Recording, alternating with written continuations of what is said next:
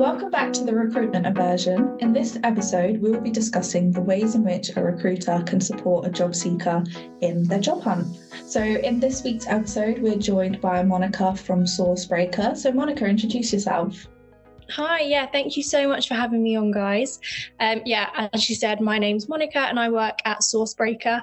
So I'm currently a customer success manager at Sourcebreaker, but before that, I actually worked in recruitment myself. So I was doing tech recruitment for a while. So I feel like I've been on both sides of it and I got a good understanding of speaking to recruiters on a day-to-day basis and also being on the other side, kind of being someone who needs a recruiter's help as well. Absolutely. So for those who don't know, could you sort of give an overview of what Sourcebreaker is, what it does, and how it's sort of useful for recruiters? Yeah, definitely. So Sourcebreaker itself is an AI-driven searching and matching platform, which will essentially help anybody using it to create 100% accurate searches for both candidates and prospective leads, as well as then being able to match any of those candidates that you are finding directly to live job leads that are out there as well. So essentially, it's going to help you do your job if you're a recruiter.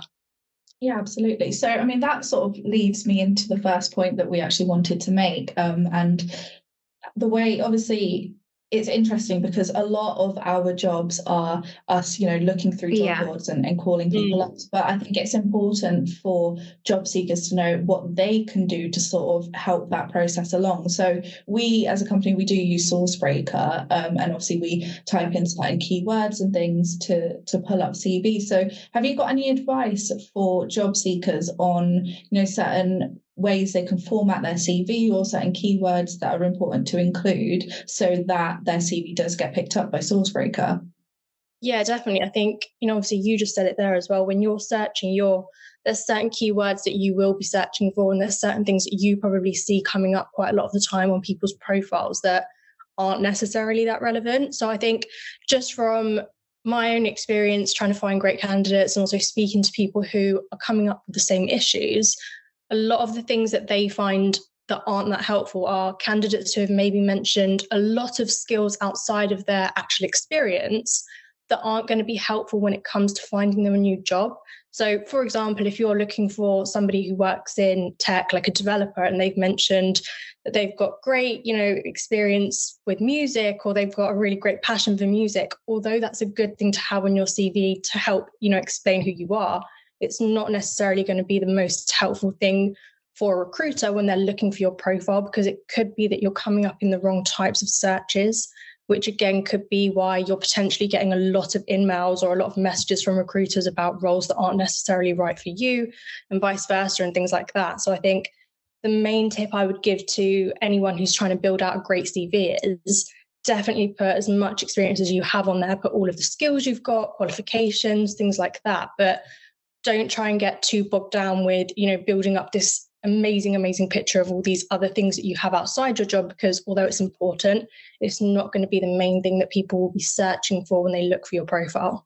Yeah. And would you say there's a certain amount of keywords you should put in? So if it's like a finance candidate that will, is a finance manager, do they need to put that word in a few times, like it gets picked up onto the system?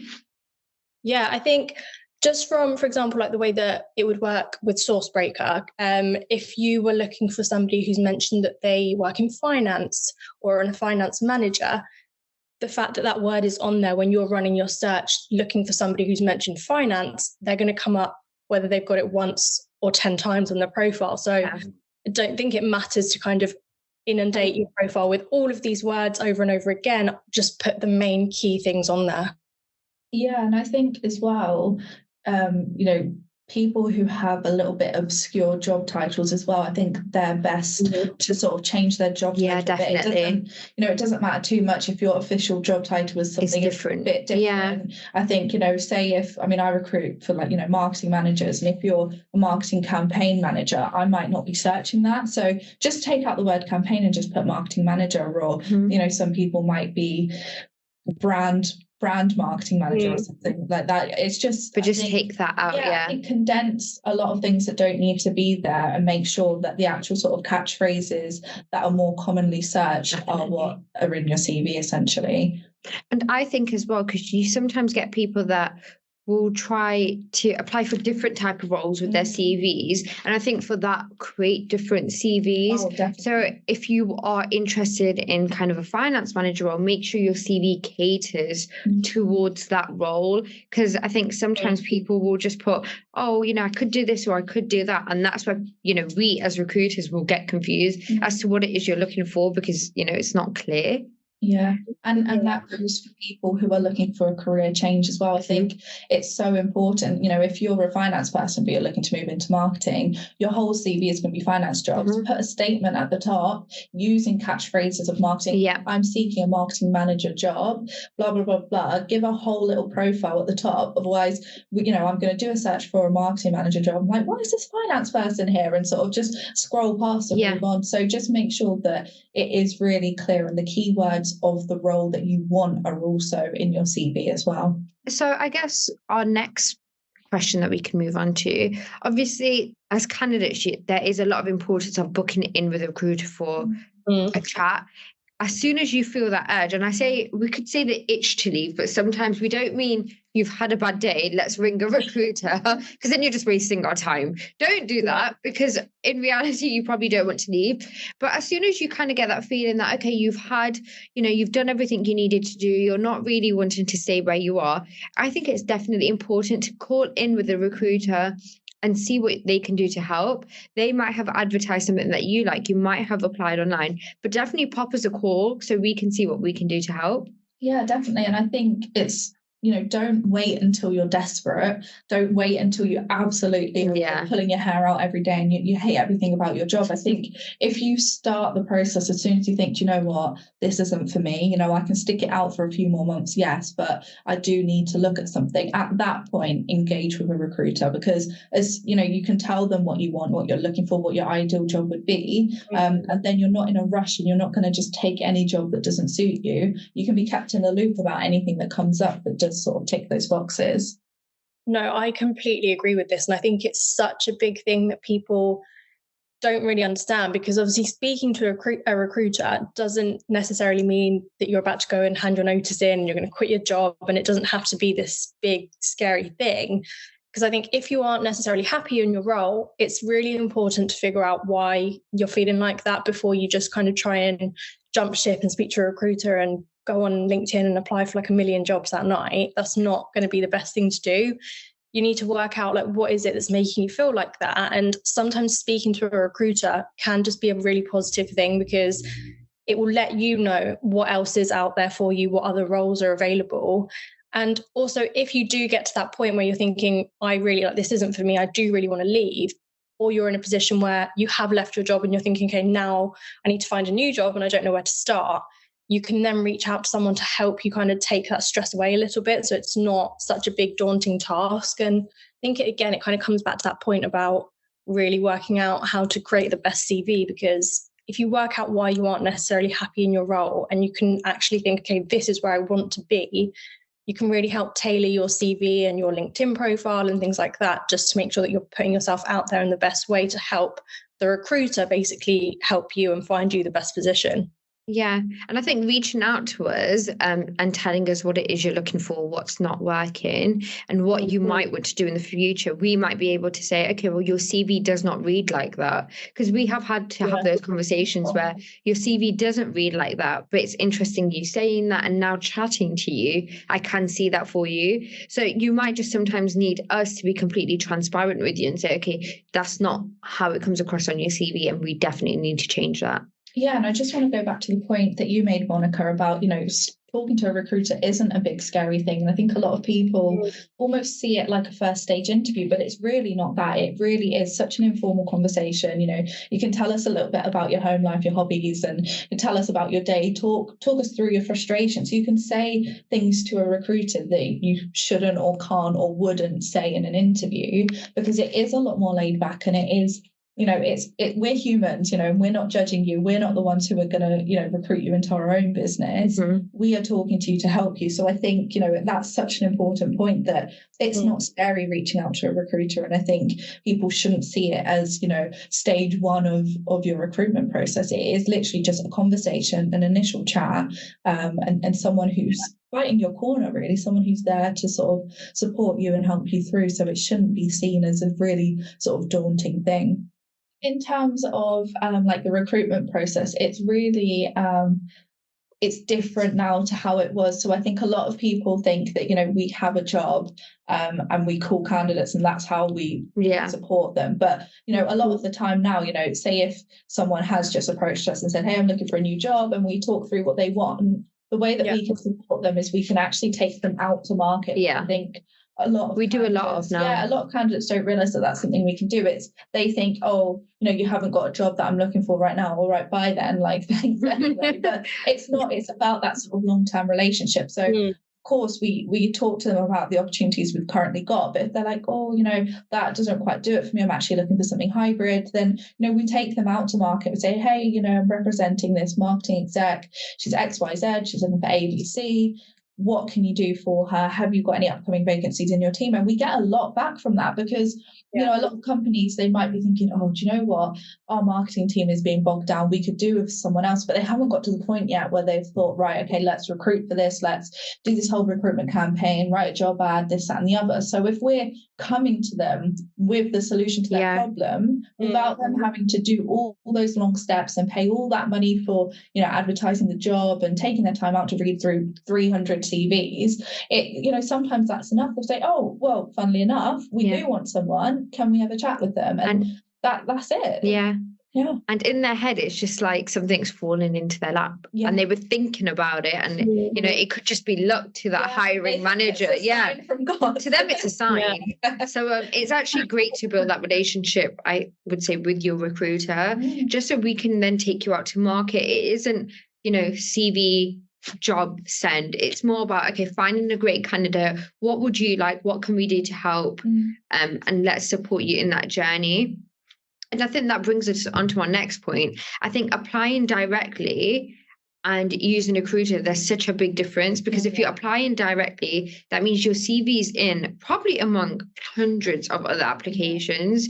And sometimes it is just an AI that is sifting through them, saying yes or no, seeing how many keywords are popping up. Whereas when we send candidates, we make profiles on a candidate. We'll tell them a little bit about you. We'll kind of bring you to life for them with the hiring managers. So I think using a recruiter is so different to applying directly for a role. Absolutely.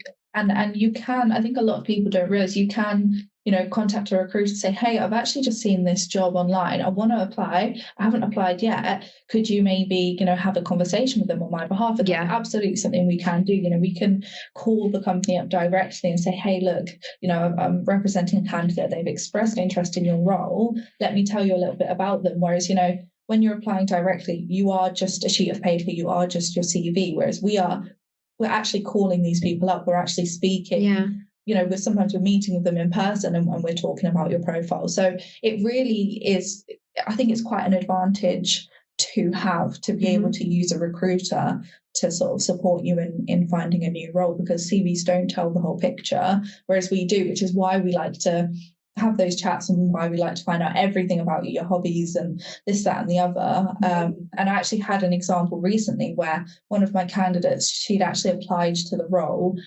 directly with the company, and they'd sent her a really generic sort of, you know, unfortunately, you've not been successful, we can't give you any feedback. And I actually spoke to her and I thought, you know what, she's exactly what they're looking for. This is really strange. So I actually spoke to the hiring manager. I said, okay, look, I've got a really interesting situation here. I've spoken to a candidate. She's applied and actually been rejected by you, but I think she's brilliant. And they actually had a look at her CV again, heard me out about her, and they were like, oh yeah, that's really weird that she was rejected. Let's get her in for an interview. So it just goes to show the sort of power using a recruiter has, really. And I think always remember as well that we can act as the middleman. So sometimes, I guess, as a candidate, you're not always going to be comfortable to negotiate stuff. You're not going to be comfortable to negotiate your salary or your contract because you're thinking, oh, that's where I want to work, I'll just take it. But we will do that on your behalf. We will make sure that you end up with the best possible deal and you get the job that you want. So in reality, you're going to get the best out of it by using us, I think. Definitely. Yeah. No, I think you've made such good points there, because I think, like, straight away what you said about using a recruiter over applying directly, a lot of people probably have a perception that, oh, what's the point of going through a recruiter? They're speaking to loads of different people. It's easier for me to just apply to the company directly. They'll see my profile or whatever. But I think it comes back to that point as well about recruiters can also help you make your profile the best. So when it does come to applying for that position or getting your profile out there, you're representing yourself in the best possible way, rather than you just putting out, for example, a CV that you're maybe not 100% sure on, or, you've made it, but it maybe doesn't show you in the best light or doesn't really highlight all of your great skills and qualities. But a recruiter can actually help you do that as well. So I think that's definitely one really, really important point, and comes back to that point as well about taking candidates out to market. So for anyone who maybe doesn't know what that means, it's basically like recruiters can essentially tailor a search around your profile and your experience to find you jobs that are exactly what you are looking for and that are right for you. So like, obviously, talking about Sourcebreaker again, you can build your search purely around a candidate's profile exactly. So like for you guys, for example, if like there's this amazing candidate there, even for example, if it's a candidate who works in finance but wants to move into like a marketing position, you can build a search around exactly what skills they've got and what they're looking for to find that exact role for them. So I think there's so much more to what recruiters do than people really think, and they can really, really help you in a lot more ways than I think are perceived.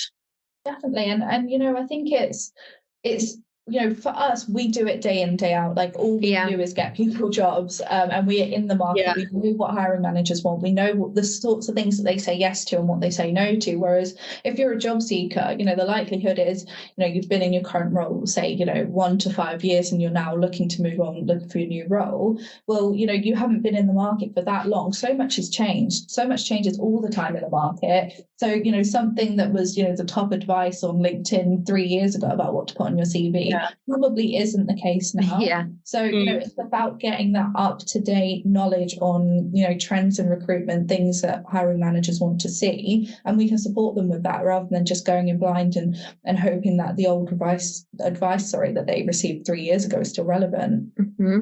And I think it's about building that long-term relationship. Yeah. Having a good relationship with your recruiter can be so impactful on your career path, because we might help you find a great role, and a few years down the line, we're going to remember you when another role comes up that we think that you might be great for. And that constant communication and constant updates of how it's going in your role that I might have got you a year ago or 2 years ago, reaching back out to me when you want something else, we're going to remember you, and I think it'll be vice versa. So I think it's really important to kind of keep that communication with your recruiter, and we remember everyone, so please be nice to us. Yeah, absolutely. And I think that all the time. I mean, there's certain people who they might be a little bit cold to you if you're not recruiting for something that they're interested in. They're like, no.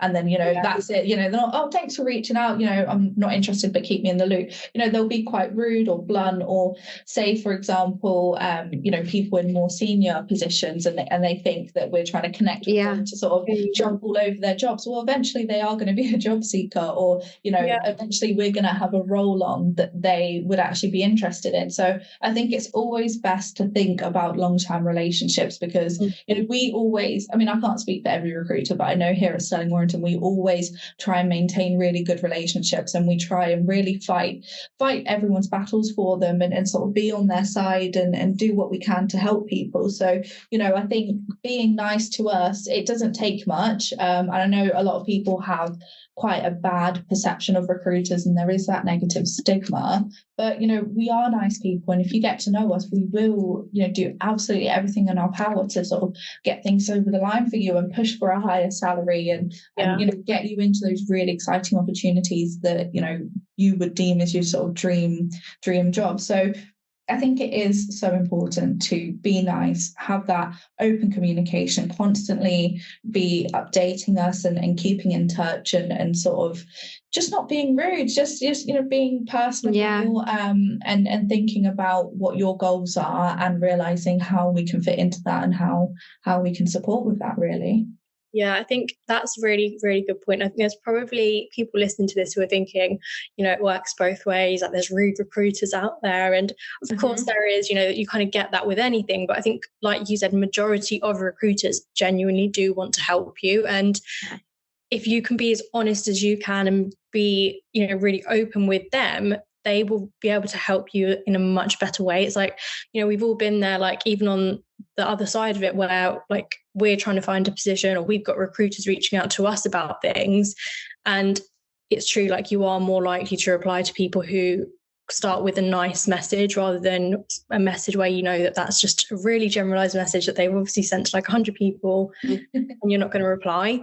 So obviously it does work both ways, but I think, it's a really important point, and it comes back to like, being your best self, and obviously making sure that when you are reaching out or when you are in contact with a recruiter, telling them what you really want rather than what you think they want to hear. And like, if you are in a position where you're thinking you do want to make a really big career move, tell them that honestly, and tell them what you really want to do and what you're interested in, and making sure you're giving them as much information as possible so that they can help you as much as they can.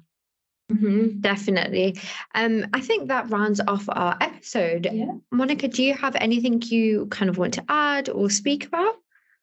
No, definitely. I think main things is for like recruiters, just make sure that you are obviously as well being nice. And on the other side of that, candidates, try and be as open as you possibly can, because there's so much that a recruiter can do for you to really, really help your career and really push you into a new role and basically take you where you want to be. So I think it's all about communication, really. Definitely. Well, it's been great having you on our podcast for this week. And I think we have a podcast coming out. Yeah, head over to the Sourcebreaker podcast to listen to that. If it's out by this point, I don't know.